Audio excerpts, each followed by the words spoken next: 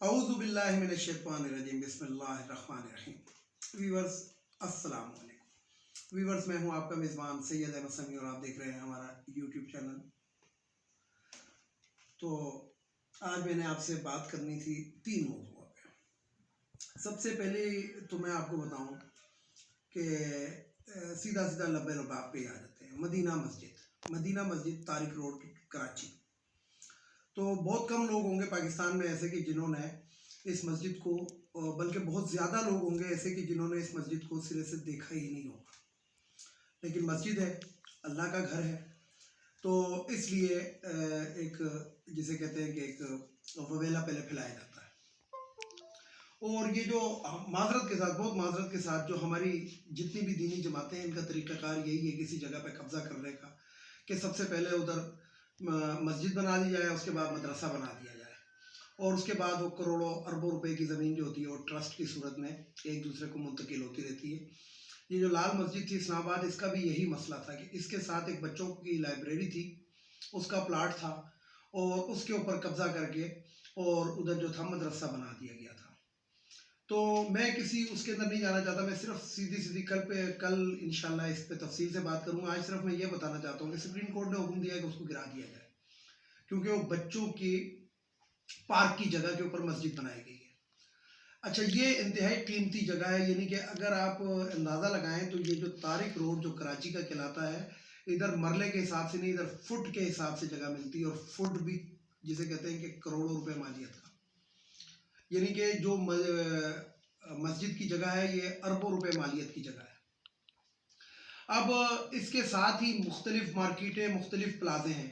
अगर ये लोग इतना ही दर्द दिल रखते हैं कि जनाब ये इस इलाके की वाहिद मस्जिद है, तो साथ वाला जो प्लाजा है वो डोनेट कर दे बंदा गवर्नमेंट को कि जी मस्जिद ना तोड़े, ये प्लाजा हमारा ले ले। मतलब जितनी वो मस्जिद की जगह है उतनी वो साथ में प्लाजा दे दे, लेकिन ये कभी भी नहीं करेंगे। हमारे जो ताजिर हजरात हैं कभी भी नहीं करेंगे। सिर्फ लोगों को सामने लेकर आना, और जनाब इसके अंदर इतने लोग नमाज ही पढ़ते हैं, ये पढ़ते हैं। रसूल पाक सल्लल्लाहु अलैहि वसल्लम ने जब मस्जिद नबवी तामीर की थी तो पैसे दे के वो जगह किसी सहाबी से ख़रीदी थी, ये याद रखें। ये कोई तरीका नहीं है कि आप किसी जगह के ऊपर कब्ज़ा कर लें, कब्ज़े के बाद मस्जिद बना लें, मस्जिद को फिर जनाब 2 मंजिला, 3 मंजिला, 4 मंजिला ले जाएं, और वो जगह जो है वो जिसकी है उसको वो फिर रुलता पिटता रहे। और ये सरासर ये इस्लाम के मुनाफी है। मैं इसको यही कहूँगा कि ये इस्लाम के मुनाफी है। आप करें ना ज़रा, यानी कि जिसे कहते हैं कि कोई ऐसी जगह जो किसी की ज़ाती मिल्कियत है, किसी ताजिर की मिल्कियत है, उसके ऊपर ज़रा कब्जा करके देखें और उसमें ज़रा मस्जिद बना के देखें, हम देख लेते हैं। आप कभी भी नहीं करेंगे। सिर्फ सरकार की जो जगह हैं जो किसी बच्चों के लिए, और ये सिर्फ कराची में नहीं, लाहौर के अंदर भी जितने भी तालीमी पार्क थे, ये नवाज शरीफ के दौर के अंदर जो थे वो कोई ख्वाजा साद रफ़ीक की मिल्कियत बन गया, उसके बाद कोई शहबाज शरीफ की मिल्कियत बन गया, कोई किसी की मिल्कियत बन गया, और बंदर बाट हुई। जहाँ पे पार्क थे अब वहाँ पे कारखाने हैं चादरों के, लोहों के। तो ये बात मैंने करनी थी, इंशाल्लाह कल इस पर तफसील से बात करेंगे। अब आते हैं ज़रा, आज इमरान खान साहब ने कौम से तो नहीं खिताब किया था, एक चैम्बर ऑफ कॉमर्स की तकरीब थी, उसके अंदर उन्होंने कुछ बातें की। तो बात यह है कि, और उन्होंने बलमरा एतराफ़ किया कि जनाब जो रिंग रोड रावलपिंडी का बनना था उसके अंदर करप्शन की नज़र वो हो गया।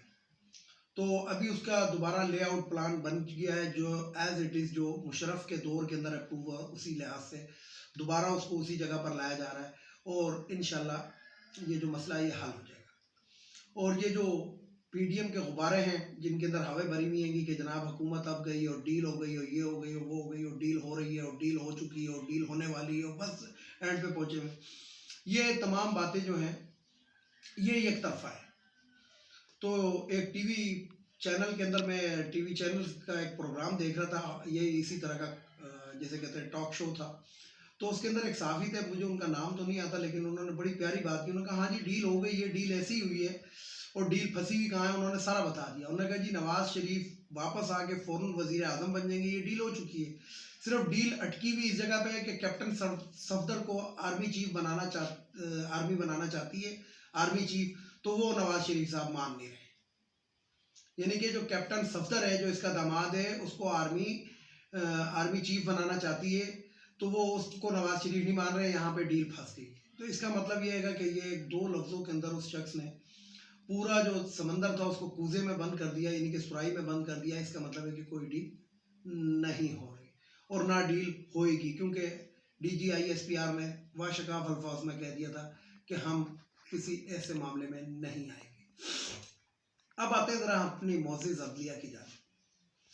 معزز عدلیہ کے اندر ایک درخواست دائر ہوئی، سپریم کورٹ بار ایسوسی ایشن کے صدر نے داخل کی، اور وہ سپریم کورٹ کے اندر داخل کی، اور ان کی کوشش ہے کہ لارجر بینچ تشکیل دے دیا جائے.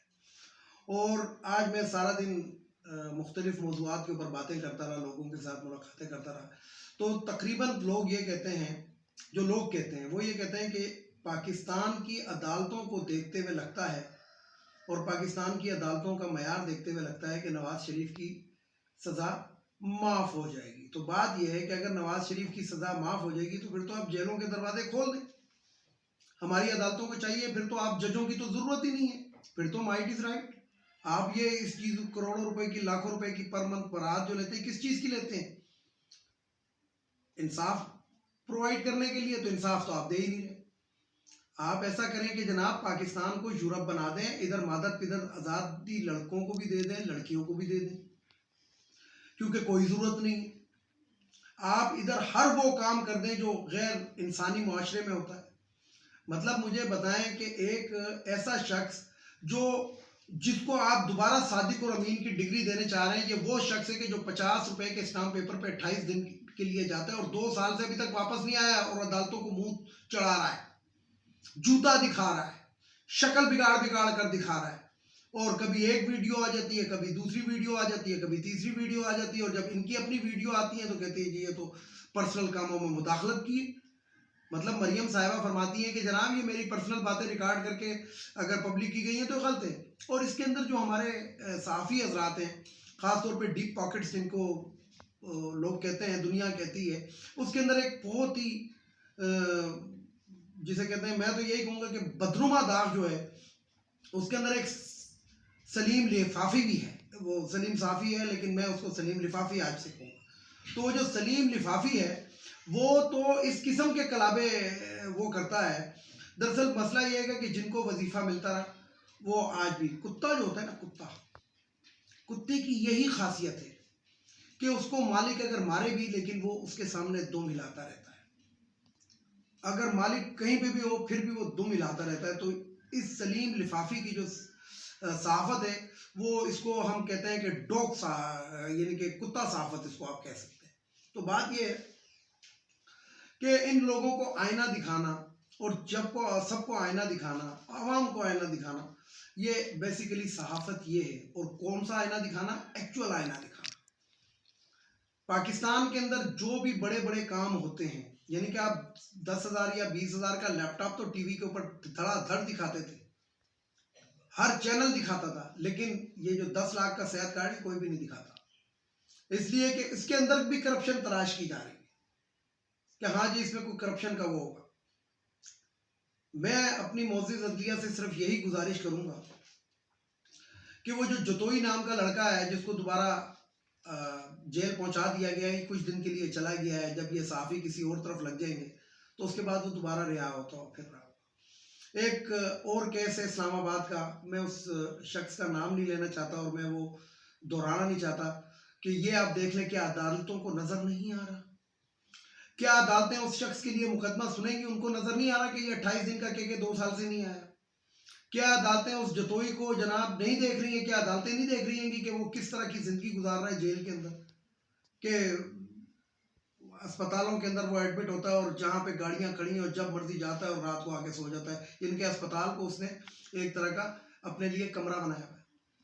اس طرح کیا عدالت کو نظر نہیں آتا کہ ویڈیو ایویڈنس عدالت کے لیے ناکافی نہیں ہے گا کہ اس کے باوجود اس لڑکی کو بلایا گیا شناخت کرنے کے لیے؟ اور میں آپ کو بتاؤں یہ کروڑوں روپے کی ڈیل ہوئی ہے اور اس ڈیل کے اندر یہ تمام لوگ ہوئے ہیں، اور ہو سکتا ہے کہ اس میں کے اندر ہمارے جو معزز جج صاحب ہیں وہ بھی ملوث ہوں. تو عدالتوں کا کام ہے کہ ان چیزوں کو دیکھنا. سپریم کورٹ کو اس کے اوپر ایکشن لینا چاہیے جب ان کے پاس ایک ایویڈنس موجود ہے، لیکن کیا کیا جائے؟ بلوچستان کا ایک وزیر جو ہوتا ہے ایک سرے عام ایک پولیس والے کو اپنی گاڑی کے نیچے رون دیتا ہے. مر جاتا ہے، وہ بیچارہ شہید ہو جاتا ہے، لیکن عدالت جو ہے اس کو شک کی بنیاد پر رہا کر دیتی ہے کہ جی یہ شراب کے نشے کے اندر تھا، جان بوجھ کے نہیں کیا۔ یہ کون سی بات ہے؟ اس کا مطلب ہے کہ جو بھی شرابی شخص ہے وہ کسی کی بھی عزت اتار دے، تار تار کر دے، کسی کو قتل کر دے، آپ اس کو شراب کے نشے کا ایک وہ بہانہ دے کے آپ اس کو چھوڑ دیتے ہیں۔ تو جو عدالتوں کا کام ہے، عدالتیں کیا کر رہی ہیں؟ اور بہت ہی معذرت کے ساتھ کہ یہ عدالتوں کا جو ایک چہرہ یعنی کہ دکھایا جاتا ہے، فلموں میں دکھایا جاتا ہے، اور دیکھیں آپ نے ایک دیکھا ہوگا، ایک نارمل سی زندگی ہے، اس زندگی کے اندر جب کوئی شخص جو ہوتا ہے وہ دوسرے کے اوپر ظلم کرتا ہے تو دنیا کے اندر انڈیا کی فلمیں دیکھ لیں، یورپ کی فلمیں دیکھ لیں، انگریزوں کی فلمیں دیکھ لیں، جن کی بڑی وہ کہتے ہیں آئی سی یو ان کورٹ، میں تمہیں کورٹ میں دیکھوں گا، لیکن پاکستان میں کیا ہے، ہم تمہیں قیامت کے دن پوچھیں گے، اور قیامت تک وہ جو مجرم ہوتا ہے وہ دندناتا پھرتا ہے، کیونکہ ہماری معزز عدلیہ جو ہے اس کے سامنے جو ترازو لگا ہوا ہے نا، معزز عدلیہ کے سامنے کیوں کر کے ترازو لگا ہوا ہے سپریم کورٹ آف پاکستان کے سامنے، میرا خیال ہے وہ ٹینڈے تولنے کے لیے، وہ انصاف تولنے کے لیے نہیں ہے کہ انصاف اور مجرم کو رکھا جائے، نہیں، وہ ٹینڈے تولنے کے لیے، ایک جسے کہتے ہیں کہ مینیفیسٹو بنا دیں اس کو۔ بڑے فخر سے ججز جو ہوتے ہیں وہ اپنی گاڑی کے اوپر جناب مونوگرام لگاتے ہیں عدالت کا ترازو بنا کے، بڑے فخر سے یہ جو وکلائیں گے یہ اپنے گاڑیوں کے آگے جو ہوتا ہے وہ اسٹیکر چپکاتے ہیں کہ جناب ایڈوکیٹ، اور اس کے ساتھ ترازو لٹکا ہوتا ہے۔ تو کالے کوٹ والے یہ جو دہشت گرد ہیں، کیا ان کو نظر نہیں آتا کہ ہم کن کا مقدمہ لڑ رہے ہیں؟ لیکن پاکستان کے اندر خاص طور پہ یہ جو ہماری عدلیہ جس کا کام ہی ہے کہ وہ پورے معاشرے کو سیدھا کرے، وہ خود اتنی کرپٹ ہے، پھر میں وہی جملہ دہراؤں گا کہ وہ جج کیا انصاف پرووائڈ کرے گا جس کی ناک کے نیچے 50 روپے والا اسٹامپ پیپر 250 روپے کا بکتا ہے؟ وہ تحصیلدار کیا رجسٹریاں یا وہ انصاف کے اوپر کرے گا کہ جس کے پورے رجسٹریوں کے دفتروں کے اندر کرپشن ایسی صلاحیت کر چکی ہے کہ آپ سوچ نہیں سکتے۔ ویڈیو کو لائک کریں، شیئر کریں، سبسکرائب کریں، بیل آئیکن کا بٹن کو ضرور دبائیں تاکہ میری نیکسٹ ویڈیو آپ کو مل سکے۔ اس کے ساتھ ہی اجازت چاہوں گا، اجازت چاہنے سے پہلے میرے روایتی جملے ہیں کہ افغانیوں کو ہمارے ملک سے چلا جانا چاہیے، ایک خواتین کی مخصوص نشستیں ختم ہونی چاہیے قومی اسمبلی، صوبائی اسمبلی، سینٹ سے، تیسرے نمبر پہ جو بھگوڑا ہے معزز عدلیہ کا کام ہے اس کو واپس لے کر آئے، نہیں تو اس کے گارنٹر کو پکڑ کے اندر کرے تاکہ لوگوں کو انصاف نظر آئے۔ سب سے آخر میں ہماری معزز عدلیہ، تو ہماری معزز عدلیہ کے چہرے کے اوپر جو بدنما داغ ہے، اس ترازو کو ترازو سمجھیں، اس ترازو کو ٹینڈے تولنے والا یا بیگن تولنے والا ترازو مت بنائیں۔ آپ کے سامنے کرائم ہوتے ہیں، آپ لوگوں کے سامنے ویڈیو ایویڈنس ہوتا ہے، آپ لوگوں کے بچے ان چیزوں کو سوشل میڈیا پر دیکھتے ہیں، اس کے باوجود آپ کی آنکھیں بند ہیں، تو یہ حیرت کی بات ہے۔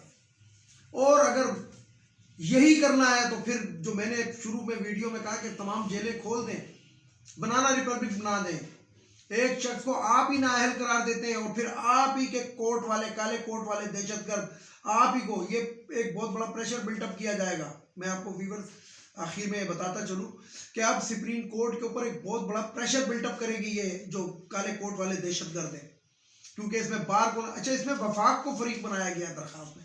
کیا یہ وفاقی حکومت اس وقت تھی؟ اس وقت تو نواز شریف کی اپنی حکومت تھی۔ اس لیے میں یہی آخر میں کہوں گا کہ ہماری معزز عدلیہ کو انصاف دینا چاہیے، انصاف جو نظر آئے، اور کرپٹ ججوں کی کرپشن کو دیکھیں، ان کی بیویوں کے آنسوؤں کو مت دیکھیں۔ اس کے ساتھ اجازت چاہوں گا تمام دیکھنے والے سننے والوں کو، اللہ حافظ، اور آخر میں وہی نعرہ، پاکستان زندہ باد۔